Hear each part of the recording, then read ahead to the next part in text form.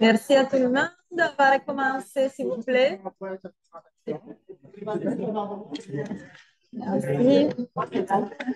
Je suis très heureuse d'introduire mon collègue Jean-François Gagnon.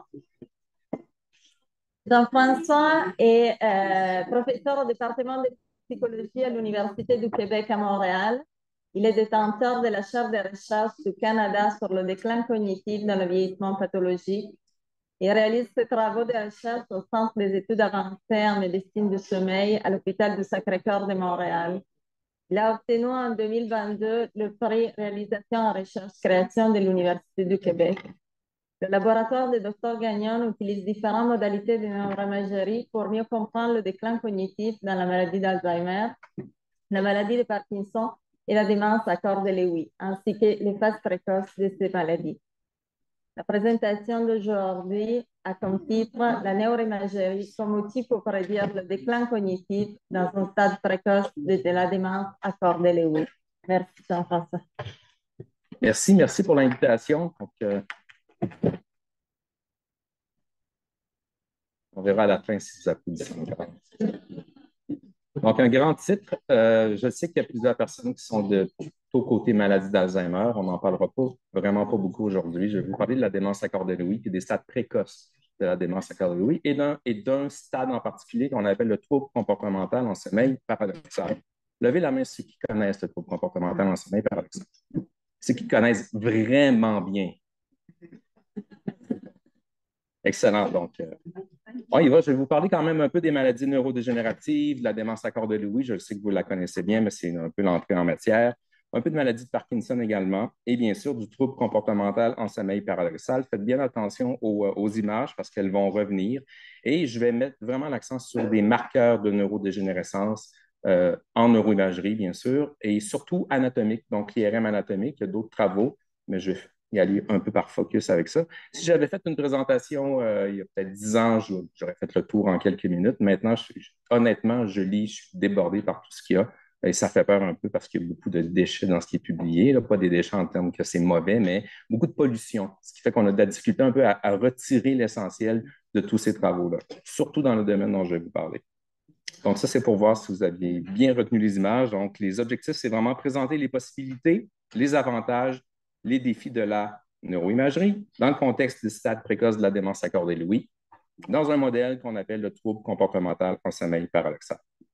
Donc, démence à corps de Lewy, très rapidement, parce que je suis pas mal certain que vous connaissez bien, donc c'est un trouble neurocognitif majeur.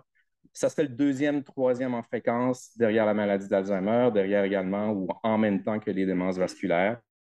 Autour de 5 à 20 de la population qui a une démence aurait ce type de démence-là. Donc, l'écart est quand même important entre 5 et 20 parce que ce n'est pas très bien connu, ce n'est pas très bien reconnu. Ça serait sous-diagnostiqué même. Et c'est une maladie qui fait partie de ce qu'on appelle les alpha-synucléinopathies. Donc, c'est la protéine anormale dans cette maladie-là, c'est l'alpha-synucléine.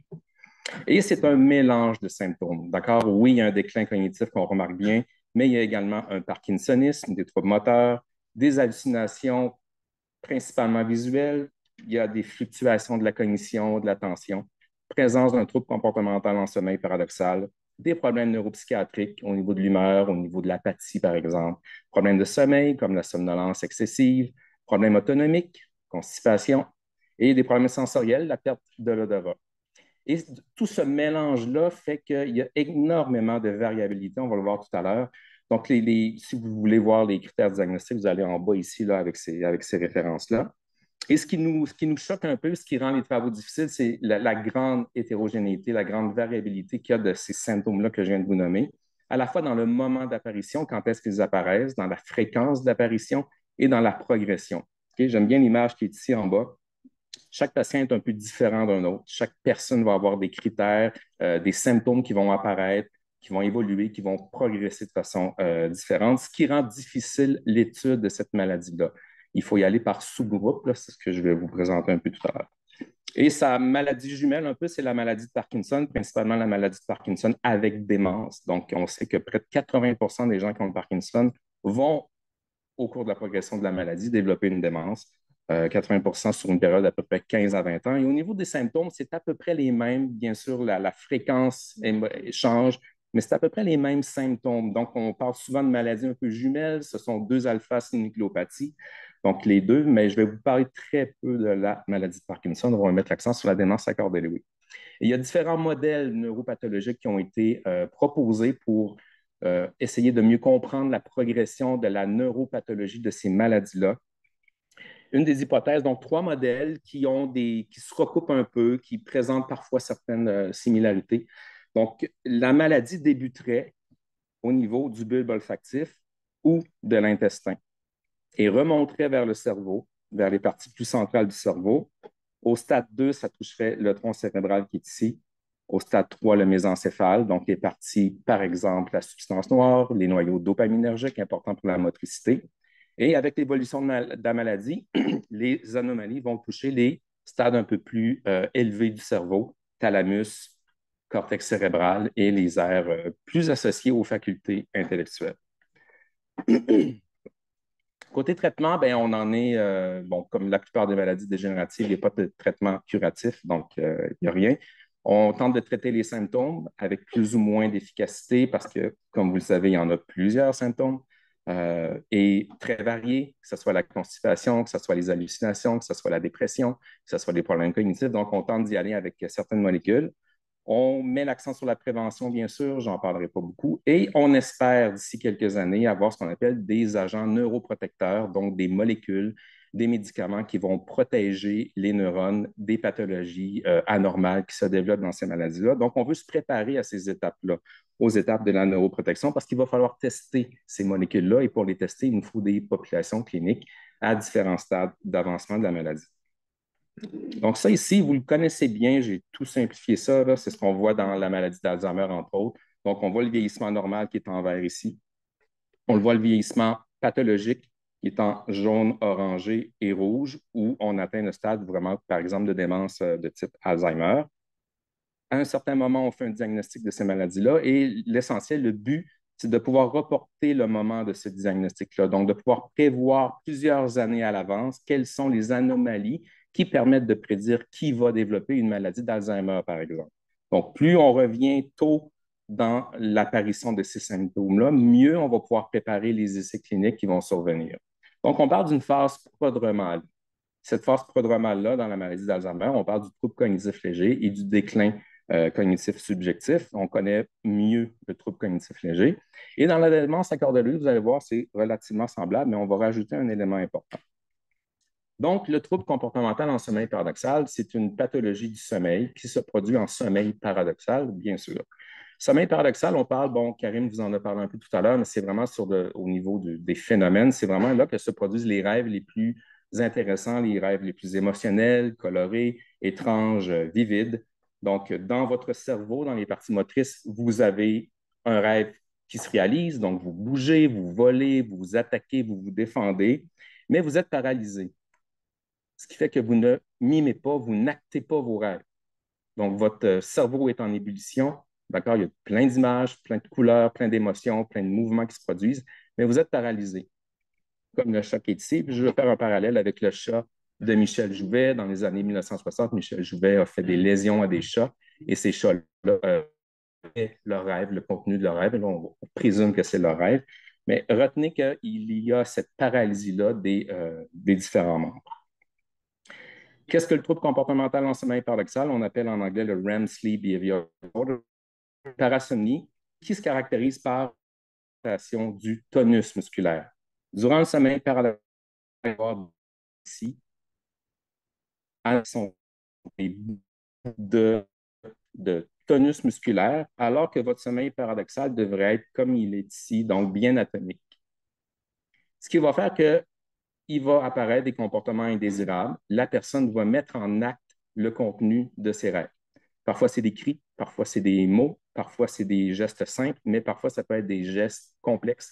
Frapper, attaquer, tomber du lit, frapper son partenaire, toujours selon le contenu du rêve de cette personne-là. Donc, imaginez quelqu'un qui boxe dans son rêve, ben, qu'est-ce qu'il va faire dans son lit? Il va boxer. Donc, il va donner des coups, il va frapper.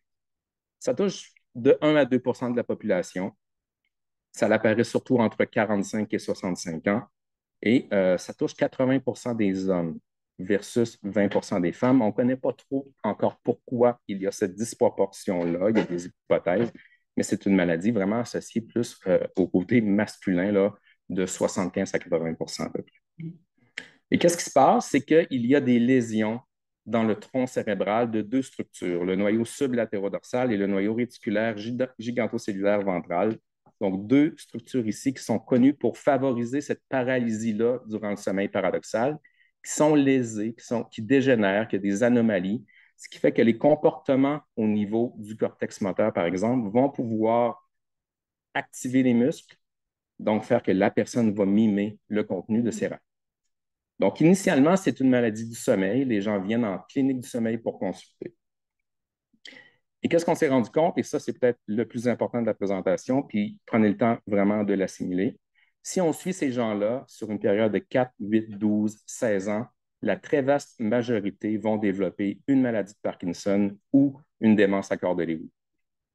Ici, dans l'étude qui a été publiée en 2019, on a 1280 patients qui ont été suivis au travers le monde, donc dans plusieurs cliniques. Au temps zéro, personne n'avait développé une maladie dégénérative. C'est vraiment des gens qui viennent en labo du sommeil avec une plainte par rapport à leur sommeil. Donc, on les suit. À Montréal, on les suit en neuropsychologie, on les suit en neurologie, en neuroimagerie. Et qu'est-ce qu'on se rend compte? C'est que seulement après 4 ans, le risque de développer une maladie dégénérative est de 25 50 après 8 ans, 75 après 12 ans, et ça continue. Et donc, assimiler, hein, c'est le facteur de risque le plus important de ces deux maladies-là, de la maladie de Parkinson et de la démence à corps de Lewy. Ce n'est pas des bonnes nouvelles qu'on annonce aux gens qui souffrent de cette pathologie-là. Et c'est à peu près moitié-moitié. La moitié vont développer un phénotype clinique plus maladie de Parkinson, donc atteinte motrice d'abord, et l'autre moitié va développer un phénotype plus démence à corps de Lewy, donc atteinte de la cognition en premier. Pourquoi? C'est que ces structures-là du sommeil importantes pour la paralysie sont situées au niveau du tronc cérébral ici. Et dans les modèles neuropathologiques de la démence à corps de Lewy et de la maladie de Parkinson, ces structures-là sont touchées avant les structures de la motricité et avant les structures cognitives. Donc, c'est une maladie du sommeil qui apparaît plusieurs années avant l'apparition des problèmes moteurs ou des problèmes cognitifs. Donc, si je reviens au tableau tout à l'heure et qu'au lieu d'Alzheimer, on parle de démence à corps de Lewy et de maladie de Parkinson, on la connaît, la phase prodromale. En fait, on les connaît, il y en a d'autres également, mais dans ce cas-ci, on a ce qu'on appelle le trouble comportemental en sommeil paradoxal, une parasomnie du sommeil, qui est un facteur de risque majeur, important de la démence à corps de Lewy et de la maladie de Parkinson. Donc, on peut faire un diagnostic, ce n'est pas un diagnostic clinique de ces maladies-là, mais on peut déjà prendre ces patients-là, ces individus-là, et les suivre à chaque année pour voir quand vont apparaître les problèmes moteurs ou quand vont apparaître les problèmes cognitifs. Et c'est un modèle intéressant, bien sûr, pour tester éventuellement des agents neuroprotecteurs dans les prochaines années. C'est ce qu'on espère. Par contre, cette période-là, cette phase prodromale-là, elle est très longue. Elle peut durer 15, 20 ans. Donc, c'est très inquiétant pour la personne. C'est inquiétant également pour les compagnies pharmaceutiques qui veulent développer des agents parce que tester un agent pendant 20 ans, ça coûte cher. Donc, ce qu'on veut faire, c'est aller encore plus loin, individualiser les choses précisément chez une personne, quel est son risque, à quel moment est-il de l'évolution de la maladie et qu'est-ce qui fait qu'on pourrait le sélectionner pour éventuellement tester des agents neuroprotecteurs. Quels sont les autres biomarqueurs ou les autres marqueurs qu'on peut trouver? On en connaît plusieurs. Il y a les troubles olfactifs, les problèmes autonomiques comme la constipation, le parkinsonisme, les problèmes moteurs qui apparaissent à un moment donné, le G anormal, la vision des couleurs. Il y a certains facteurs de risque génétiques qui ont été identifiés. Dans le sang et dans le liquide céphalorachidien, on peut détecter les protéines anormales. Il y a les problèmes cognitifs. Si vous avez des questions, on peut en parler un peu plus. C'est mon autre champ d'étude. Il y a les problèmes de neuroimagerie, pas les problèmes, les anomalies dont je vais vous parler aujourd'hui. Donc, on en connaît plein de marqueurs. Le problème avec ces marqueurs-là, c'est qu'ils apparaissent tous à des moments un peu différents, puis ils ne permettent pas vraiment tous de distinguer est-ce que la personne va développer plus un phénotype maladie de Parkinson ou un phénotype démence à corps de Lewy. Donc, l'approche de la maladie, le traitement ne sera pas nécessairement le même selon l'évolution de ces deux pathologies. Je fais une parenthèse. Vous connaissez bien le trouble cognitif léger. Bien, dans le trouble comportemental en sommeil paradoxal, si je prends une centaine de personnes et que je les teste aujourd'hui, près de un tiers vont présenter dès aujourd'hui un trouble cognitif léger, alors que 65 vont avoir une cognition relativement normale. Donc, on a déjà ici un sous-groupe, donc des gens qui ont le trouble du sommeil et un trouble cognitif léger, qui a un intérêt particulier parce que ceux-ci sont plus à risque de développer une démence à corps de Lewy ou une maladie de Parkinson avec problème cognitif que ceux qui ont une cognition normale, qui, eux, sont plus à risque de développer une maladie de Parkinson. Donc, le phénotype un peu plus trouble moteur. Donc, déjà là, on a identifié là, des gens avec un trouble cognitif léger, c'est le tiers à peu près des patients. Et ce groupe-là m'intéresse plus particulièrement parce qu'il est plus à risque, il est plus près de convertir éventuellement. Quand on parle de marqueurs, je ne vais pas passer de longues minutes là-dessus, mais il y a différents types de marqueurs. Il y a des marqueurs qui vont nous permettre de faire un diagnostic, des marqueurs qui vont nous permettre d'avoir un pronostic, c'est-à-dire que si la personne-là, elle a des chances dans quelques années, soit d'un mauvais pronostic ou d'un bon pronostic. Il y a certains marqueurs qui permettent le suivi, donc qui vont évoluer dans le temps. Et il y a des marqueurs combinés, donc on utilise plusieurs de ces marqueurs-là pour faire un suivi important des patients qui souffrent de ces maladies-là. Donc, est-ce que la neuroimagerie est un bon marqueur? Est-ce que c'est vraiment quelque chose qu'on peut utiliser pour nous permettre de prédire l'évolution de ces patients-là? Vous allez voir tout à l'heure avec ce que je vous présente. Donc, oui, il est sensible. C'est un marqueur qui est relativement spécifique également. Bon, les cases ont changé. C'est un bon marqueur également pour identifier la pathophysiologie sous-jacente, mais où ça pose problème avec la neuroimagerie, c'est qu'à l'heure actuelle, dans ce trouble du sommeil-là, les résultats sont inconsistants. C'est fait chez des petits groupes de patients, donc on a de la difficulté à reproduire de façon importante ces marqueurs-là entre les différents centres et entre les différentes études. Donc, on est encore en train de les chercher, ces marqueurs-là, parce qu'on a de la misère à les reproduire d'une étude à l'autre. L'autre problème, c'est l'accessibilité, parce que des appareils IRM ou des appareils de PET, il n'y en a pas partout, il n'y en a pas dans tous les centres hospitaliers, et ça coûte cher. Oui, un examen d'IRM peut coûter autour de 250, 300 dollars selon le temps d'utilisation, mais un PET scan avec les ligands et tout, ça peut coûter des milliers de dollars. Donc, il faut vraiment essayer de trouver un bon marqueur qui va être à la fois accessible, reproductible, sensible, spécifique, qu'on va pouvoir utiliser à plusieurs moments dans le temps. Donc, la neuroimagerie a certaines forces, mais a d'autres faiblesses également. Ici, je voudrais faire à 3 relevés de littérature. Je ne vais pas faire le tour de tous les résultats. En fait, si on était il y a 10 ans, je pourrais vous faire un bon résumé, mais maintenant, on est assailli de résultats. Plusieurs études sortent. C'est difficile de faire le ménage dans tout ça. Donc, en lisant ces 4 études-là, vous avez déjà une bonne idée de la complexité des résultats qui ont été trouvés, de l'inconsistance de ces résultats-là, parce qu'il y a de l'imagerie en moléculaire, il y a de l'imagerie fonctionnelle, il y a de l'imagerie anatomique, imagerie de l'intestin, imagerie du cœur également, des fibres autonomiques qui vont énerver le cœur, l'imagerie qui a été faite en sommeil, l'imagerie qui a été faite à l'éveil. Donc, c'est un peu pas n'importe quoi, mais un peu difficile à suivre. Et on souligne dans ces relevés de littérature-là toutes les avancées technologiques qui ont été faites, la diversité des techniques. Mais bien sûr, il y a très peu d'études longitudinales dans le trouble comportemental en sommeil paradoxal. C'est une maladie relativement rare et ça fait seulement quelques années qu'on s'intéresse vraiment à cette population-là. Pas toujours reproductible, entre autres pour déterminer ce qu'on appelle un seuil d'anomalie. À quel moment une personne va avoir un examen neuroimagerie qui est anormal? On ne s'entend pas entre les centres. On cherche un marqueur fiable, mais on est encore en train de le chercher. Ça a été fait chez des petits échantillons, souvent en bas de 30 patients. Je sais que dans le domaine Alzheimer, ça vous fait rire, mais nous, on a moins accès à cette population-là. Donc, on est encore dans des groupes de 30, 40, 50, si on est chanceux. Donc, beaucoup de résultats inconsistants. L'un des marqueurs les plus importants, c'est bien sûr ce qu'on appelle les marqueurs des fibres dopaminergiques. On sait que dans la maladie de Parkinson, il y a une atteinte de la dopamine. Donc, nécessairement, on s'attend à avoir cette atteinte-là dans le trouble comportemental en sommeil paradoxal. Et oui, ça a été quand même bien identifié. Vous avez une étude ici d'Irenzo publiée en 2011 et chez une plus grande cohorte, il y a les études de Arnaldi 2021-2024. Ici, vous voyez les fibres au niveau du striatum, donc noyau codé putamine. C'est ces 2 structures-là qui reçoivent les fibres dopaminergiques. Donc, on peut mesurer la quantité de fibres avec un traceur qui va s'intéresser aux neurotransporteurs présynaptiques. Et qu'est-ce qu'on observe chez les sujets sains? C'est bien coloré, c'est bien en santé, il y a des fibres dopaminergiques. Dans la maladie de Parkinson, on voit une diminution de cette captation-là, donc une dégénérescence dopaminergique importante, surtout au niveau du putamine.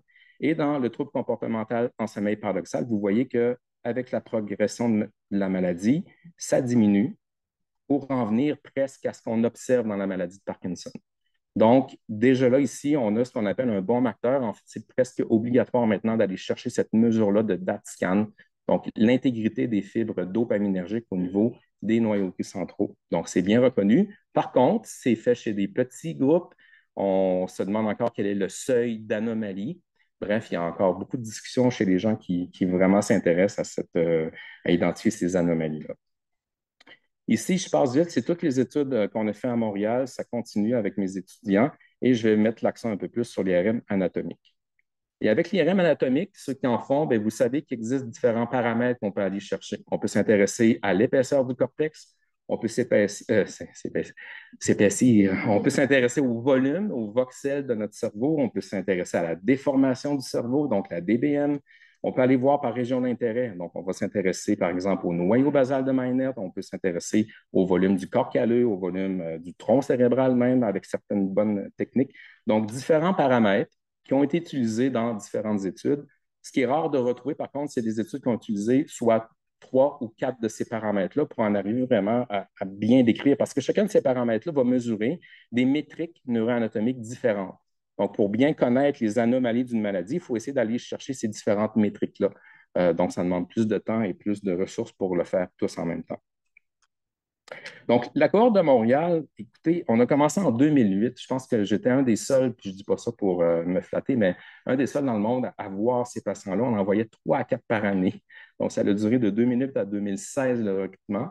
Et on a quand même réussi à recruter 52 individus avec un trouble comportemental en sommeil paradoxal. Donc, on a éliminé tous ceux qui avaient du métal, tous ceux qui avaient claustrophobes et tout. Donc, on en arrive quand même à 52. Et encore aujourd'hui, dans le monde, c'est une des cohortes les plus nombreuses. Et ça nous permet de faire des sous-groupes.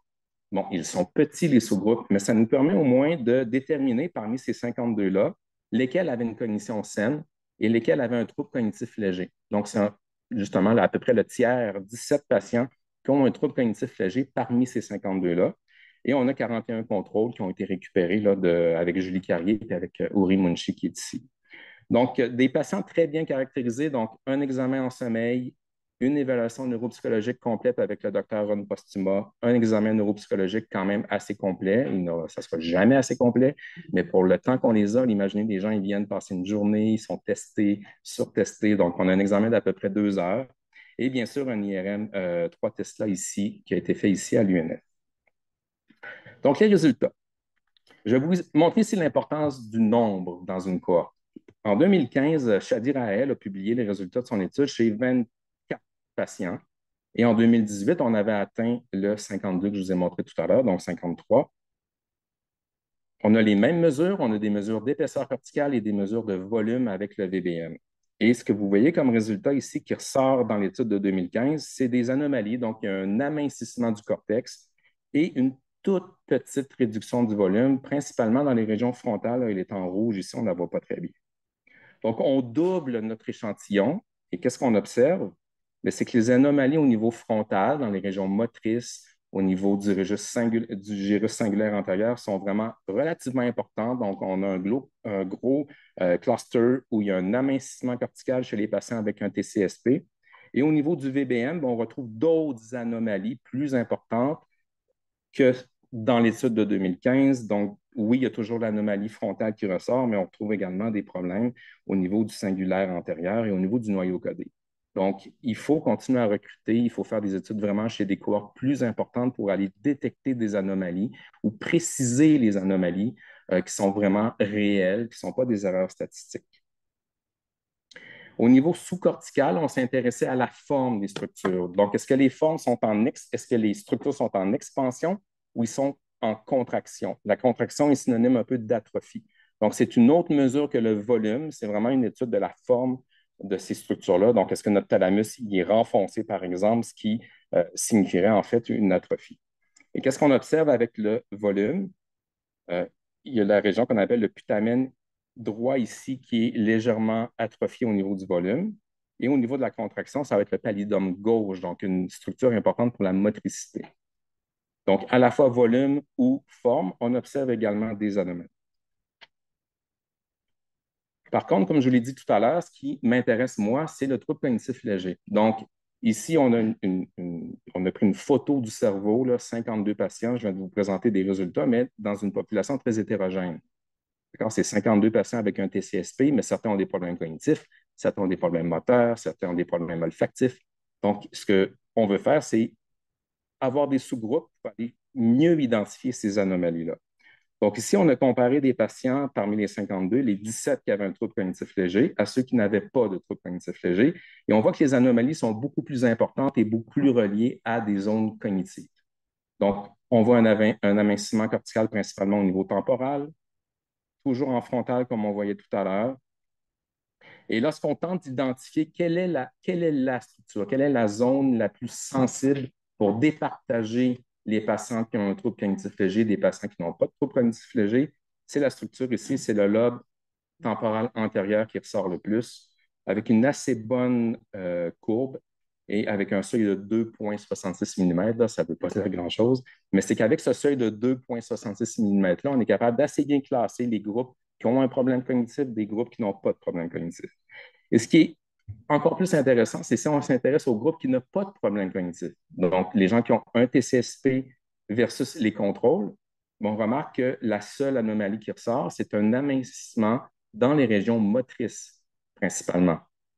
Donc, l'hypothèse étant que c'est peut-être ce sous-groupe-là qui va développer des symptômes moteurs, des symptômes associés au Parkinson, plutôt que l'autre sous-groupe qui va développer des symptômes cognitifs plus importants associés à la démence à corps de Lewy. Au niveau sous-cortical, je vais quand même passer vite parce que je vais revenir par la suite. Et lorsqu'on prend tout le groupe au complet et qu'on fait des corrélations avec les tests cognitifs, on se rend compte que c'est quand même assez joli. Il va y avoir un amincissement cortical dans les régions motrices, les régions frontales et les régions occipitales, associées à des tâches comme le Trail Making Test B et le Stroop, qui demandent tous un peu de vision, un peu de motricité et un peu de flexibilité mentale. Si on va avec la mémoire, on a les 15 Maudrey, on voit un amincissement cortical dans les régions temporales associées à l'encodage des informations en mémoire. Et lorsqu'on regarde au niveau visuospatial, comme le bloc design, on se rend compte qu'il y a des anomalies occipitales, pariétales et frontales parce que c'est une tâche visuo-constructive. On a besoin de la vision, on a besoin de l'espace et on a besoin également d'organiser l'information. Donc, des belles corrélations quand même. On demeure prudent. J'avais une discussion tout à l'heure. On fait attention, les corrélations, ce n'est qu'une corrélation, ce n'est pas une cause ou un problème, mais c'est quand même intéressant de voir qu'on peut associer ces anomalies-là avec des tests cognitifs. Ensuite, David, un autre de mes étudiants, s'est intéressé, lui, a utilisé une autre technique. Donc, Shadi a utilisé l'amincissement, l'épaisseur corticale et la contraction des formes. David s'est, lui, intéressé à la contraction du cerveau comme tel, donc la DBM. On regarde un peu à quel point il y a des contractions ou de l'expansion dans le cerveau des patients. Toujours en comparant les patients avec troubles cognitifs légers aux patients sans troubles cognitifs légers. Et il voit des anomalies, des petites anomalies, donc des déformations, ce qui est synonyme d'atrophie, au niveau de la capsule interne, au niveau du gyrus singulaire postérieur et au niveau du mésencéphale. Il s'est également intéressé au noyau basal de Meinert et au corps calleux. Et qu'est-ce qu'il a trouvé? C'est qu'il y a des atrophies du rythme du noyau de Meinert, du seulement qui est postérieur, qui branche les structures des hauts et des occipitaux. Lorsqu'on regarde il y a une corrélation entre l'encéphale, donc l'atrophie du encéphale de l'insuffisance des fonctions exécutives. Il y a une structure colliculaire qui est importante pour l'orientation des yeux, aussi à une fonction de la performance, les tâches spatiales. Donc, c'est parce qu'on a des techniques, d'autres neuroimagerie qui corrèlent avec d'autres fonctions ou avec des régions de l'épiscale. Un tableau un peu complet de ces anomalies. Shadi a fait du travail. Merci à lui, comprend les techniques de neuroimagerie, donc ça a été vraiment bien pour mon labo. Lui s'est intéressé en fait à une étude longitudinale dans laquelle, avec la même cohorte qu'on a et qu'on suit avec les années, est-ce qu'on peut,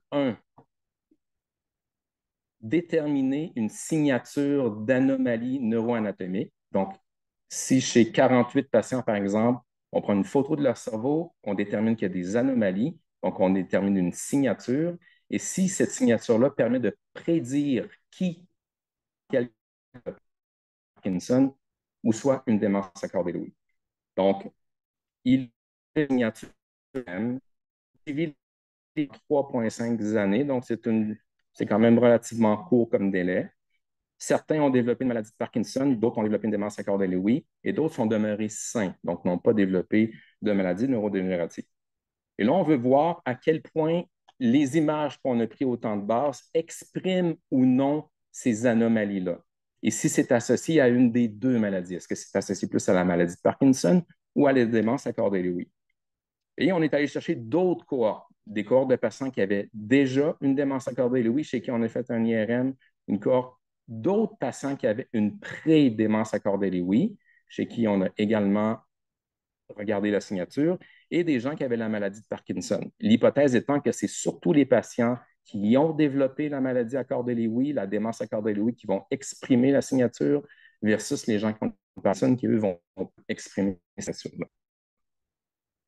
La signature bon, on a une table également avec des variables cliniques, je ne vais pas trop rentrer dans les détails, mais on a une signature ici qui est principalement composée d'atrophie de contraction, mais d'expansion également. L'atrophie, on la retrouve au niveau des noyaux gris centraux, du thalamus, des lobes frontaux et des lobes temporaux. Et cette contraction-là cohabite avec une expansion principalement au niveau des ventricules et des régions ventriculaires. C'est normal, lorsqu'il y a une atrophie du cerveau, les ventricules gonflent, en quelque sorte. Et cette signature-là est fortement corrélée aux troubles cognitifs légers, à des mesures cognitives, donc on est bien content. Et là, on prend cette signature-là et on l'applique aux autres cohortes qui ont soit déjà une démence accordée Lewy, soit déjà une maladie de Parkinson, et on regarde à quel niveau elle s'exprime, cette anomalie-là. Quelqu'un qui n'exprime pas cette signature-là va avoir un score de 0. Plus on l'exprime, plus on va avoir un score de 1, 2 ou 3. Et si on l'exprime à l'inverse, c'est-à-dire qu'on s'éloigne de cette signature-là, on va être dans les régions négatives ici. Donc, en vert, j'ai mis notre cohorte à nous. Ici, vous avez ceux qui n'ont pas développé de maladie dégénérative, qui n'expriment presque pas la signature. Ceux qui ont développé la maladie de Parkinson l'expriment un petit peu, mais vraiment pas beaucoup. Ceux qui ont développé une démence accordée Lewy l'expriment de façon relativement importante. Donc, on est content parce qu'en plus de ça, si on va voir les autres cohortes, donc une cohorte de patients qui ont vraiment la démence accordée Lewy, qui expriment de façon très importante la signature, dans également de façon importante. Et lorsqu'on va dans le Parkinson, on a pris la cohorte du PPMI, aucune expression de la signature. Chez nos propres Parkinsoniens à nous également, parce qu'on avait une autre cohorte Parkinson, ils n'expriment pas la signature. Et lorsqu'on prend des gens qui ont le Parkinson et le trouble du sommeil, ils expriment un peu la signature. Donc, c'est vraiment un beau modèle, une belle signature qui doit être reproduite dans d'autres cohortes indépendantes et qui doit vraiment, on doit accumuler un peu plus de patients pour être confiant de cette signature. Donc, je vous fais un bref résumé, puis je vais voir s'il me reste un peu de temps par la suite, parce que je veux aborder quand même des signatures au niveau fonctionnel, de neuroanatomie fonctionnelle. Donc, en résumé, le TCSP, qui est une parasomnie, une maladie du sommeil, est un facteur, un stade prodromal, un stade précoce du développement de la maladie de Parkinson et de la démence accordée Lewy. Du très long, 8 ans, 12 ans, 20 ans. Donc, ça pose comme problème qu'on peut attendre très, très longtemps avant vraiment de suivre ces gens-là pour qu'ils développent la maladie. Il y a toute cette variabilité-là, cette hétérogénéité-là qui apparaît. Donc, on tente de chercher des marqueurs encore plus précis. On tente de trouver chez les gens qui ont ce trouble de sommeil-là d'autres marqueurs qui vont nous permettre de mieux prédire qui va convertir, en combien de temps il va convertir et en quoi ils vont convertir, en Parkinson ou en démence accordée Lewy. Donc, différentes anomalies anatomiques ont été trouvées. Il y a un amincissement au niveau du cortex, il y a des problèmes au niveau du corps calleux, du noyau basal de Meynert. Il y a des problèmes un peu plus légers, par contre, ou plus difficiles à identifier au niveau du volume, des problèmes de déformation également. Toujours être prudent avec ces études-là. Ce sont des études qui ont été réalisées chez de petits échantillons. Il y a peu d'études longitudinales. Plusieurs techniques ont été élaborées. On arrive difficilement à combiner. Si on prend un scan de Strasbourg, un scan de Sydney et un scan de Montréal, bien, il y a toute la difficulté de quel appareil a été utilisé, quels sont les paramètres qui ont été utilisés. C'est un véritable casse-tête. Donc, il faut quand même demeurer prudent avec ces résultats de neuroimagerie-là. Et c'est un peu ça que je disais tout à l'heure. On vient déborder par tous ces résultats. On se demande qu'est-ce qui est cohérent parce que plusieurs études dans le monde sortent actuellement. Donc, on essaie de faire le ménage pour aller isoler certaines de ces variables-là. Et le futur, on le voit où? Ben, j'ai mon étudiant qui est rendu un chercheur maintenant autonome, Shadi, qui s'intéresse, lui, à tout l'aspect computationnel. Donc, mettre un peu d'informatique dans tout ça, d'algorithmes. Karim en parlait tout à l'heure, d'intelligence artificielle. Il s'intéresse à certaines expressions génétiques du cerveau. Et ce que Shadi tente de faire, c'est vraiment de regrouper toutes les images de neuroimagerie des gens qui ont un TCSP dans le monde, donc Strasbourg, Paris. Il tente de créer des collaborations, de mettre les images à niveau, de rendre ces images-là comparables avec tous les défis que ça implique. Donc, il est bien parti. Je lui souhaite bonne chance et je serai là pour l'aider. Bien sûr, l'intelligence artificielle dans les années futures, les études multicentriques, on essaie de regrouper. À Montréal, on a environ 300 patients qu'on suit depuis maintenant 20 ans. Il y en a une cinquantaine qui ont eu de la neuroimagerie, il en faut plus. Donc, on tente de collaborer. Il y a plusieurs initiatives dans le monde de groupes qui tentent comme ça de se regrouper ensemble. Il y a des nouveaux ligands qui vont être développés également pour aller chercher des systèmes plus discrets, comme les systèmes cholinergiques, par exemple. On connaît bien la dopamine dans cette maladie-là, mais il y a la sérotonine également, la noradrénaline, l'acétylcholine, qu'on veut aller identifier les systèmes qui sont anormaux. Des études multimodales également qui vont prendre différentes techniques de neuroimagerie ensemble. Des études multivariables. Donc, ces patients-là sont vus par des neurologues principalement et par des spécialistes du sommeil. Il y a peu de neuropsychologues qui s'intéressent à ces gens-là. Donc, d'avoir un bon phénotype cognitif de ces patients-là, ça demeure un défi. Honnêtement, on est encore dans ce domaine-là à essayer de savoir quel test on utilise. D'accord? Dans l'Alzheimer, ça fait, je l'espère, des années que ça a été réglé, mais nous, on est encore en train de se demander, bon, c'est-tu le Stroop qu'on va utiliser? Quelle version du Stroop on va utiliser? Donc, il y a beaucoup de travail à faire pour aller chercher des bonnes données cliniques de ces patients-là.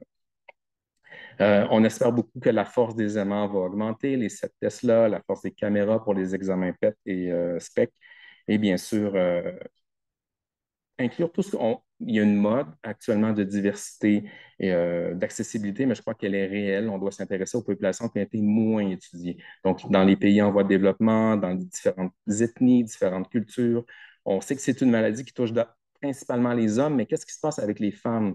Si on a de la misère à recruter des hommes, imaginez pour les femmes, on en a encore moins. Donc, je pense que c'est vraiment important. Le cerveau des hommes et le cerveau des femmes n'est pas le même. Donc, est-ce que la maladie évolue de façon distincte dans les cas? Donc, il y a beaucoup de travail à faire au niveau de ces aspects-là. Je vais m'arrêter parce que je manque de voix. Je voulais vous parler d'autres marqueurs, mais je ne veux pas non plus vous envahir avec ça. Donc, je remercie mes collaborateurs, Jacques Monplaisir. Jacques, c'est lui qui, a plusieurs années, a commencé à avoir des patients avec un trouble comportemental en sommeil paradoxal. Il envoyait 3-4 par année, il les gardait précieusement. Je me suis joint à l'équipe. Ron Postuma s'est joint à l'équipe. Donc, maintenant, on a quand même une belle équipe de cognition, de neurologie. Et avec l'ajout de Shadi, on a une belle équipe de neuroimagerie également qui, lui, va pousser un peu plus ces études-là. Et je remercie là, les étudiants. Si c'est l'aspect cognitif qui vous intéresse, je suis à côté parce qu'on a des beaux marqueurs cognitifs également. Le Trail B, entre autres, est un bon marqueur cognitif de cette conversion-là vers la démence accordée Louis. Il y a Daphné Génier-Marchand qui a fait beaucoup d'études là-dessus. Donc, merci beaucoup pour votre attention.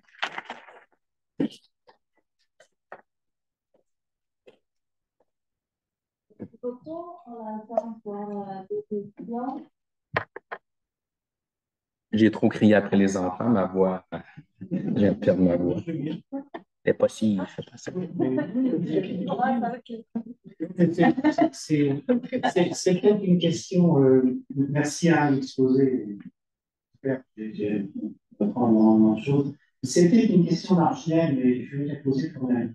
Pour le trouble lui-même, est-ce qu'il y a un rapport avec des personnes, des personnes qui ont vécu des traumatismes psychiques et qui font des cauchemars, hein, et qui décrivent, ou le conjoint décrit des cauchemars très impressionnants, est-ce qu'il y a un lien ou est-ce que c'est complètement autre chose? Oui, j'en vois deux. Il y a un lien de diagnostic différentiel. Parce qu'effectivement, les gens qui ont, par exemple, un PTSD, un stress post-traumatique, ils vont avoir un sommeil REM agité. Ils vont avoir ces bouffées musculaires-là qui vont apparaître, donc peuvent être parfois confondus. Donc, initialement, on essaie de faire vraiment la distinction entre les deux. Et là, c'est au niveau de l'atonie musculaire, parce qu'il y a deux composantes. Il y a la composante tonique-atonique et il y a la composante phasique également. Donc, au niveau du REM, il peut y avoir cette paralysie-là, il peut y avoir un peu de tonus, mais il peut y avoir des bouffées musculaires.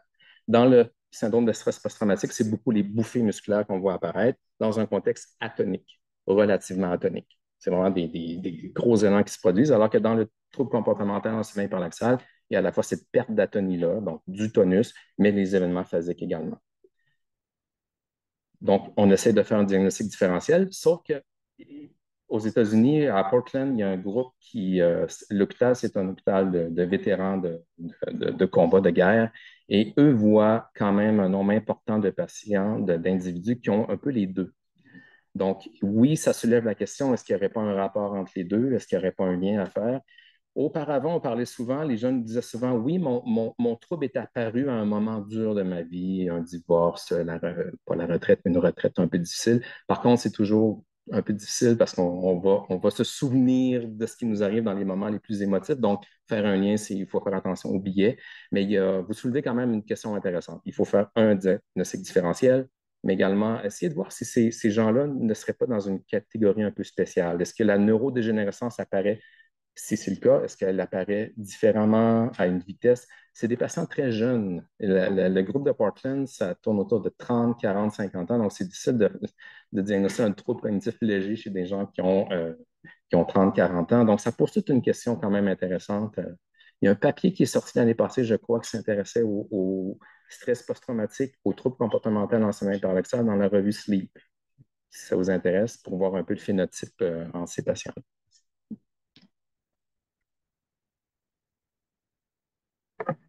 J'ai un commentaire peut-être un peu banal, une question. C'est au sujet de l'importance du lobe temporal antérieur quand on compare avec ton cognitif et sang dans différents contextes. Donc, tu l'as montré dans le contexte Amincissement, oui. nous, on a différentes études qui ont montré dans le contexte du Parkinson, du jeune Parkinson sans démence avec les MCI. Et puis, on voit aussi son importance dans le MCI et dans l'éducation. Et peut-être une question personnelle, je sais pas. Est-ce que, enfin, qu'est-ce qui pourrait expliquer ce lien qui a quand même avec fort? Oui. Et l'insula également. Ceux qui travaillent sur l'insula, insula démence accordée, oui. Il y a le groupe de Strasbourg, Frédéric Blanc, qui montre chez des gens qui n'ont pas un trouble comportemental en international, mais qui sont en stade pré-démence accordée, oui. L'insula, je ne l'ai peut-être pas assez mentionné, mais pour nous aussi, c'est une région qui nous intéresse, qui est pas très loin. Je crois qu'au niveau neuropathologique, dans l'évolution, l'apparition de l'alpha-synucléine anormale, c'est une des régions corticales. Là, je ne veux pas me tromper, mais je peux peut-être mettre le modèle de Braque pour être sûr que je ne dis pas de fausseté.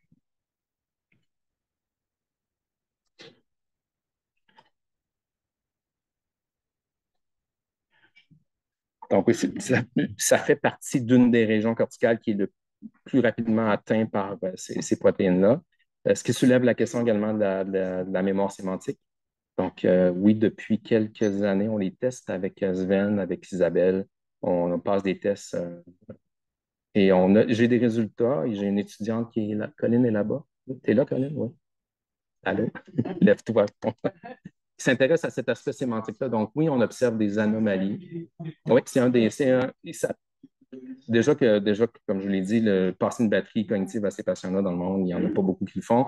De dire aux gens, oui, mais passer des tests sémantiques, bah, on va passer un trail avant de passer des tests sémantiques, mais oui, ça risque d'avoir un intérêt intéressant comme peut-être marqueur cognitif de la progression vers la démence accordée. Merci. Très bien, Christian. Merci Jean-François de la conférence. J'ai une question peut-être un peu niaiseuse. Non, non, pas du tout. Il n'y a aucune question niaiseuse. C'est ce que je dis à ma fille. Si oui, ça a l'air vraiment de système comportemental en sommeil paradoxal. bonne chance que tu t'en ailles. Est-ce que l'inverse est vrai? Je sais que c'est pas facile. Donc, quelqu'un qui développe d'abord une démence accordée, oui. Personnes ont une démence accordée. Ils sont passés. Parce que pour le MCI, on sait tous passés par le MCI. Des ASNA, par exemple. Mais est-ce que tous les gens. Oui. Sinon. Très bonne question, en fait. Je suis complètement biaisé parce que moi, je rentre en voyant des gens qui ont d'abord ce trouble de sommeil-là, on les suit, puis ils convertissent. Mais on sait très bien qu'il y a plusieurs gens qui ont le Parkinson ou la démence accordée qui n'ont pas cette pathologie-là. Dans le Parkinson, c'est à peu près moitié-moitié. 40, 60 40 qui ont 40, 40 qui ont, 60 qui n'ont pas. Dans les 60 qui n'ont pas, certains vont voir apparaître le TCSP. Même chose pour la démence accordée, oui. Plusieurs vont avoir d'abord la démence accordée et vont développer un TCSP. Par contre, le REM, le sommeil REM, a tendance à diminuer avec l'évolution de ces maladies-là. Donc, le TCSP se manifeste moins. Mais oui, ça pose la question de d'autres sous-types. Et dans le Parkinson, j'ai peu parlé de ces résultats-là, mais c'était mon dada de doctorat, c'était de comparer les gens qui ont un Parkinson avec TCSP à des gens qui ont un Parkinson sans TCSP. Et c'est clair maintenant avec les autres études qui ont été faites, ceux qui ont un Parkinson et un TCSP ont un pronostic défavorable, sont plus à risque d'avoir une démence, sont plus à risque d'avoir des problèmes moteurs agressifs qu'un patient qui a le Parkinson sans TCSP. Et ça pose des questions de remettre en question le modèle de Braque également. Braque, selon le modèle de Braque, on passerait vraiment par ces étapes-là. Donc, il y a des questions théoriques, il y a des questions cliniques également. Mais oui, un Parkinsonien qui a un trouble comportemental en sommeil paradoxal est à surveiller un peu plus. C'est une bonne question. Merci de la réponse. Oui.